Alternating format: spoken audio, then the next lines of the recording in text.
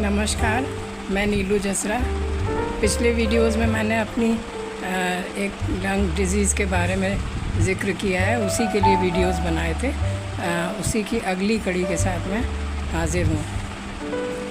तो मैं आपसे ILD के बारे में बात कर रही थी। शुरू के 4-5 साल तो इसी दवाओं के साथ और सब बहुत खाने पीने के साथ ठीक बहुत अच्छे बीत गए। वॉक करना और काफ़ी सब अपना काम करना और घूमना फिरना सब कुछ चलता रहा बढ़िया। लेकिन उसके बाद ही फिर आया कोरोना काल। तो वो जब कोरोना मेरे शरीर में आया, मेरे शरीर में कोरोना भी आया और सेकेंड फेज़ में, दूसरी लहर में जो सबसे ख़तरनाक थी उसमें आया।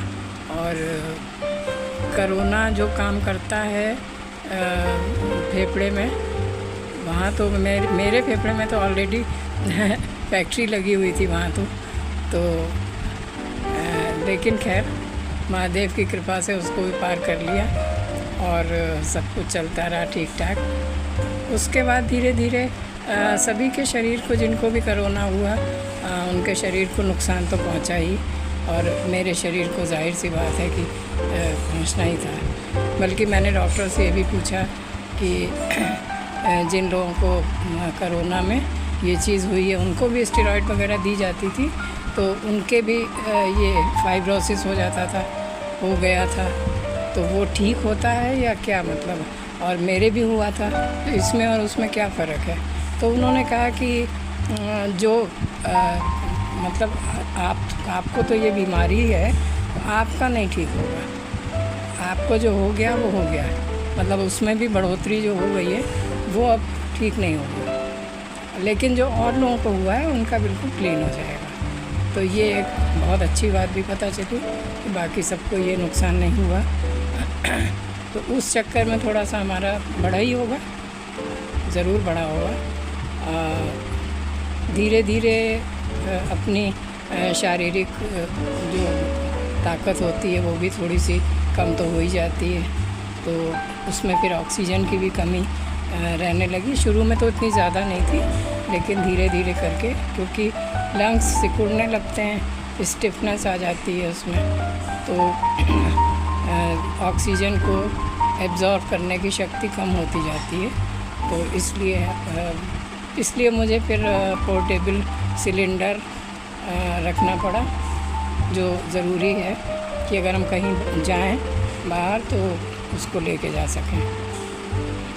और एक कंसंट्रेटर जो हमेशा घर पे रहता है, वो बिजली से ऑपरेट होता है, तो वो ज़रूरी है, वो मेरे पास है, जिससे हम दिन भर ले सकते हैं, कभी भी कितना भी, कोई प्रॉब्लम नहीं है। तो ये तो इसकी तैयारी हो गई कि ये सब करना ही पड़ेगा। और जहाँ तक खाने पीने की बात है, खाने पीने में तो कोई परहेज़ है ही नहीं, आप कुछ भी खाइए, बल्कि अच्छा न्यूट्रिशियस खाते रहिए। लेकिन कुछ चीज़ें अपने भी दिमाग से करनी पड़ती हैं, हर चीज़ अब डॉक्टर ही थोड़ी बताएंगे। अब जैसे हम लोग ठंडे से हमें बचना चाहिए कि बहुत ठंडा पानी या बहुत ठंडी चीज़ एकदम से पीने लगे या खाने लगे, तो वो चीज़ भी थोड़ी सी अवॉइड करनी चाहिए। ऐसा नहीं है कि आप बिल्कुल नहीं खा सकते, लेकिन ज़्यादा नहीं करें तो अच्छा ही है।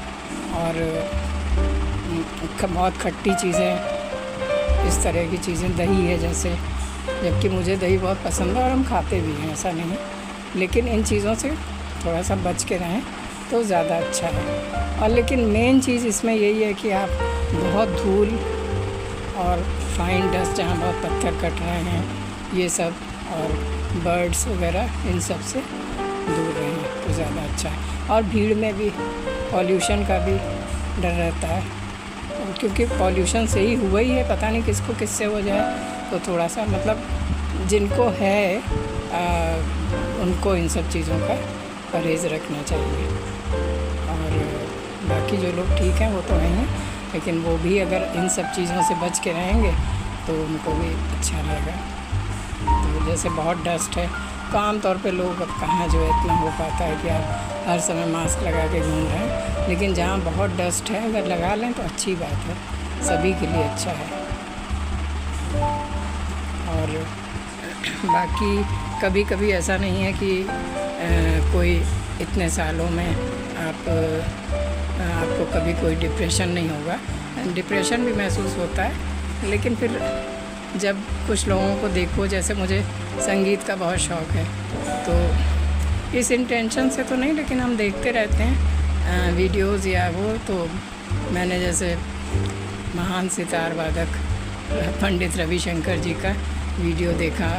उनकी लास्ट परफॉर्मेंस, वो शायद यहाँ है, विदेश में हैं, वो विदेश में थे, उनकी डेथ हो गई, और लास्ट परफॉर्मेंस उनकी वो 92 इयर्स के थे, और उन्होंने और कुछ ही दिन बाद उनकी डेथ भी हो गई उस परफॉर्मेंस के बाद।